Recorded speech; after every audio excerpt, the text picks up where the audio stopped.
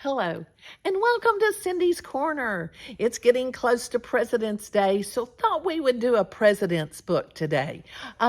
If you've got this book, Looking at Lincoln, go get it so that you can follow along. It's very interesting facts about President Lincoln. My AR testers, this is a level 3-3. 3-3. Here's our title page. Maira Kalman is our author. Looking at Lincoln. Then when we're finished, I'm going to share with you a couple of things that you can do with President Lincoln. And I might even share some of my former student, Addie, what she did with President Lincoln. One day, while walking through the park, on my way to breakfast, I saw a very tall man. He reminded me of someone, but I could not think who.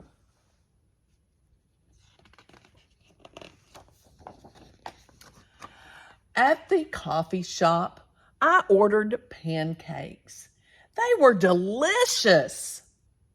We paid with a Lincoln, the United States of America, $5 bill, and 2 Washingtons, the $1 bill, Washington. And then I remembered the man I seen looked exactly like Abraham Lincoln. Abraham Lincoln, the 16th President of the United States. Who was he? I went to the library to find out. Abraham Lincoln was such an amazing man that there are over 16,000 books written about him. I wanted to read them all, but I got lost in photos of his unusual face. I stared at one. I could look at him forever. Look at her, just looking at him.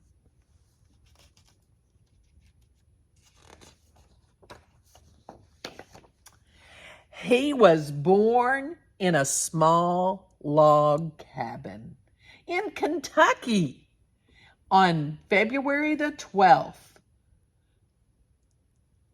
1809. And today is February the 12th, and I'm reading this. The family was poor. Abe was a dreamer. He did not like to do chores. He loved to read. He was lucky.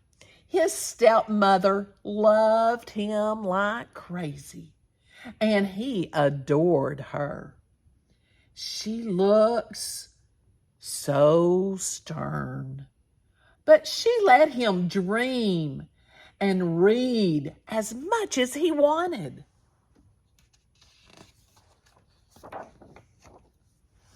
He went to school for only 1 year. But he was curious and taught himself many things. They had hardly any supplies, and of course, no electricity. Abraham spent many hours reading by the fire's glow, by the fireplace or the candlelight. One day, he was kicked in the head by a mule. He slept for 2 days. Then he woke up and grew and decided to be a lawyer. He did like to argue. Sound familiar?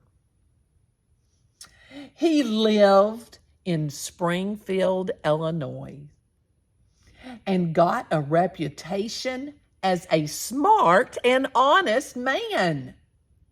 They called him Honest Abe. He had a family that loved him very much. His wife, Mary, who was very short, and 4 sons. They laughed and had lots of friends and even ran around a little wild. Sounds like some of y'all. I wonder if Mary and Abraham had nicknames for each other.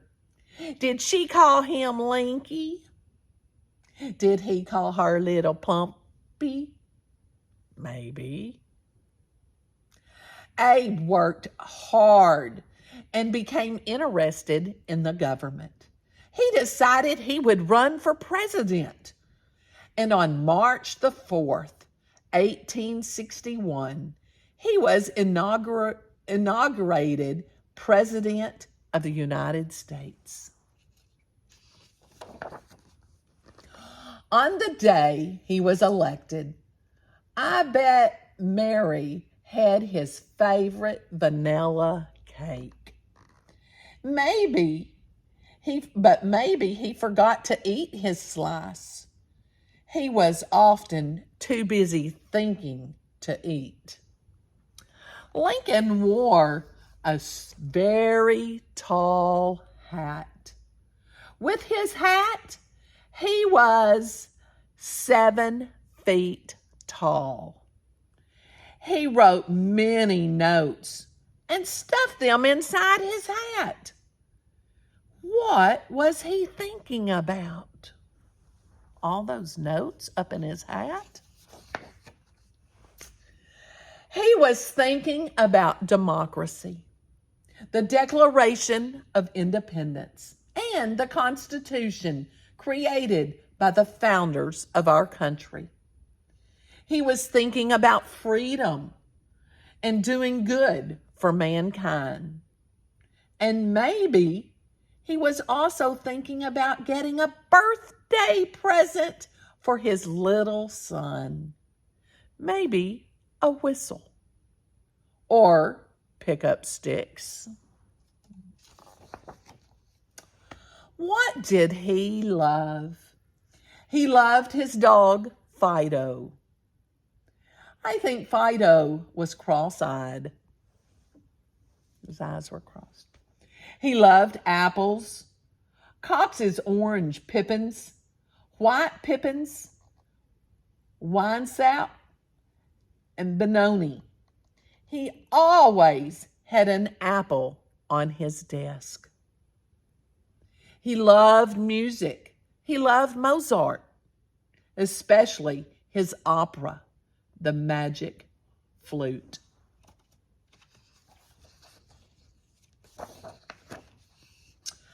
But mostly, he loved people. His family, of course, but all people. And he just wanted to live well. He loved justice and truth. The country was in trouble and headed for a war after hundreds of years of slavery.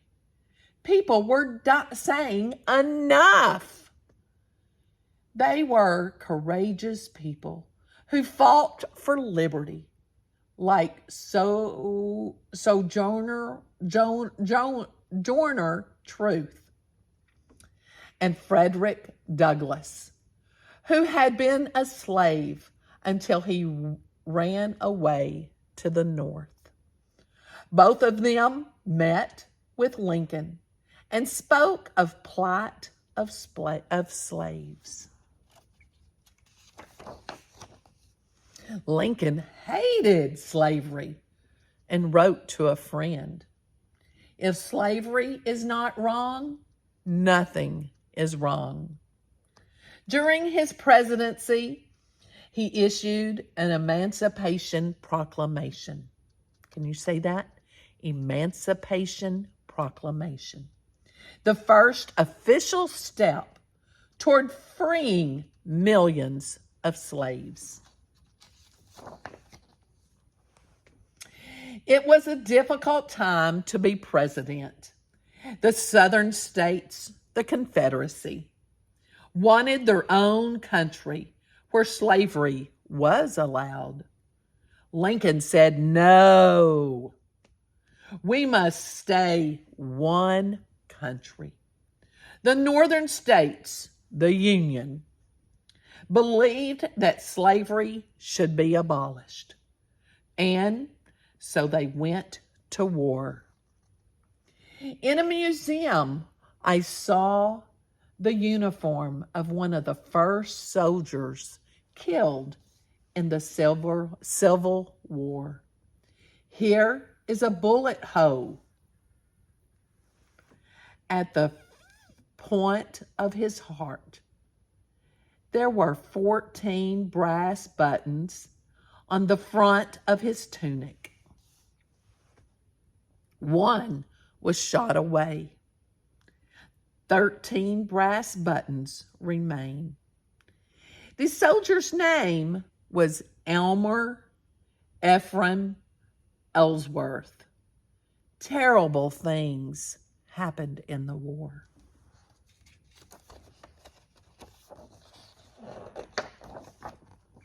The Civil War went on, ground on. Lincoln went to Gettysburg, Pennsylvania, the site of a big battle. Thousands of soldiers were buried there, many with just a number on their grave. 827. On that sad land, Lincoln gave one of history's greatest speeches, the Gettysburg Address. It was short, only 272 words, ending with, government of the people, by the people, for the people, shall not perish from the earth. The war finally ended in 1865. Almost 1 million people had been killed or wounded. The North had won. The people had suffered greatly, but now it was time to rejoice and start to rebuild the country with Lincoln leading the way.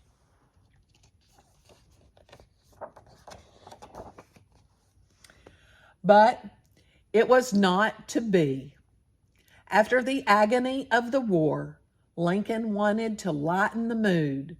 He took his wife to see a funny play.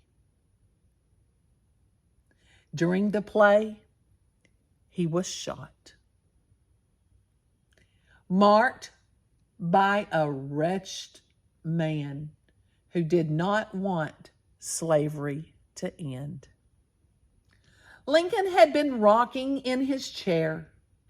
People carried him across the street to the home of a friend. He died the next morning, April the 15th, 1865. He was 56 years old.